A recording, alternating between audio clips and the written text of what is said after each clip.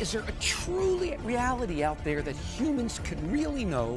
It's an age-old battle between realists and absolutists. God is not great, how religion ruins everything. And yet it's utterly and totally ridiculous. We need to live for something beyond ourselves.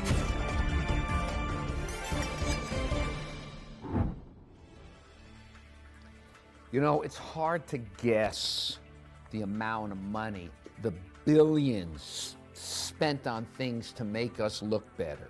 You want better hair texture, there are 1,000 products for it.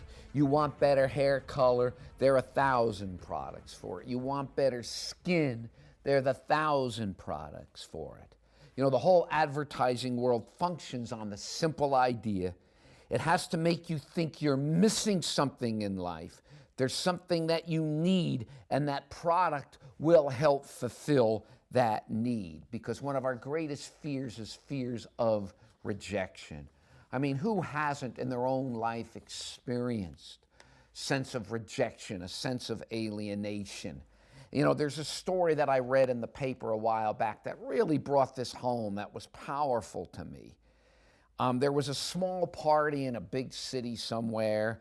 In the suburbs, a bunch of people were sitting around having a barbecue, eating, drinking, doing what people would do on a nice hot summer afternoon. Then suddenly, out of the blue, a man jumps over the fence with a mask and a gun, and he grabs a 14-year-old girl, holds the gun to her, and tells everybody, "Okay, give me your money." Well, they're horrified, and they start giving him the money and so on and so forth, and they're collecting it. And then at one point, one of the women there walks over to the thief with the gun, and she says, "Would you like a drink? You know, it's very hot." After a few moments' hesitation, the thief says, "Yes." And so she hands him a drink, which he gulps down. Then he was offered some food, and he took the food.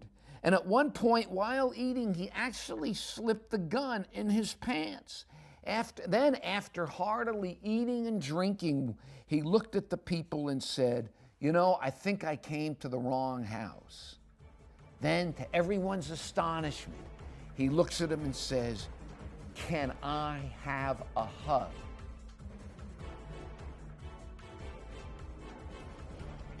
A hug? This thief says, "Can I have a hug?" They were astonished. Well, what happens, one by one woman comes over and gives him a hug, another woman comes over and gives him a hug, and then he says, "Can we have a group hug?" And within a moment, all these people that he was robbing, they all gave him a hug. And after that, he turned around, put the food away, and left. Nobody was hurt, didn't take anything. So when it was all over, no one was done, nothing was stolen.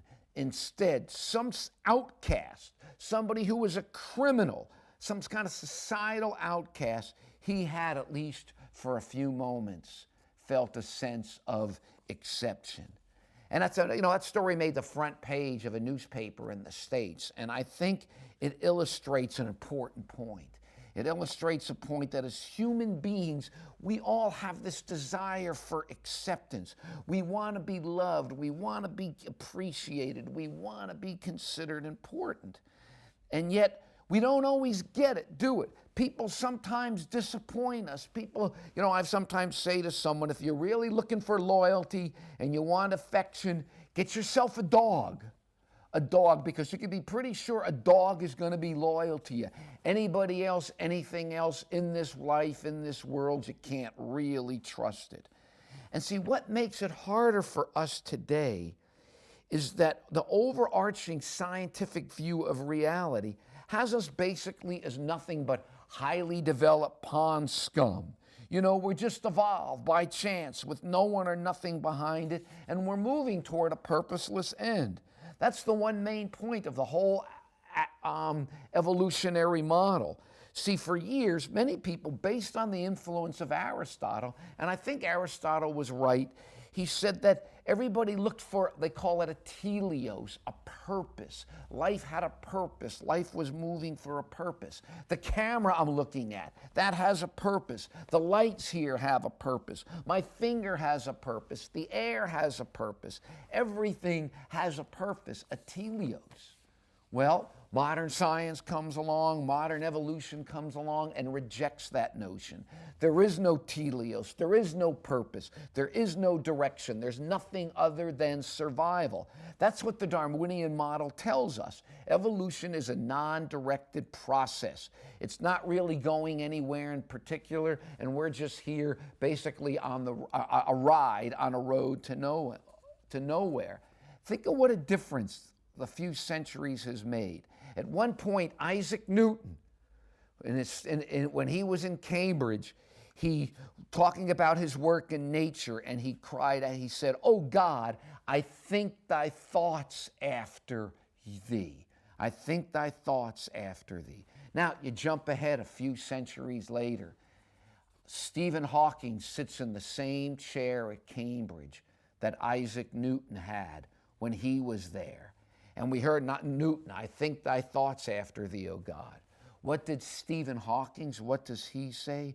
Quote, "The human race is just a chemical scum. The human race is just a chemical scum on a moderate-sized planet orbiting around a very average star in the outer suburb of one among hundreds of billions of galaxies." What a contrast in views. One sees us part of a creation made by a creator God who loves us, cares for us, and even died for us. The other view, one very common today, places us here as mindless products of chance alone, as beings who are not created with any purpose in mind whatsoever. So what a difference in perspective. One view has us the creation of a loving God, another as pure chance creation. Pure chance. So any wonder that people sometimes have a feeling of rejection, have a sense of meaningless in their life and purposeless in their life?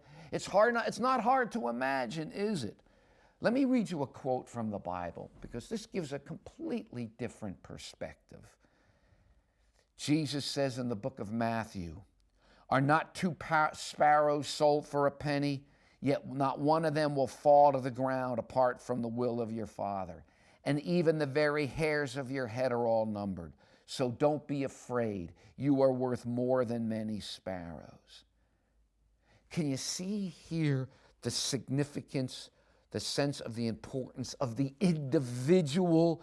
We, you, I, each one of us, we matter before God. It's an outrageous claim, I admit it, especially such a big universe, but it's so fabulous, so wonderful, so full of hope and promise that it's really worth checking out. Don't you think? I mean, you got one view, we're here, we're the products of pure chance. Nobody saw us coming, nobody cared that we were coming.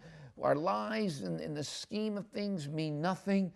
And then the other view is that there's a God who watches even the sparrows, and this God watches us as well. So there are two contrasting views here.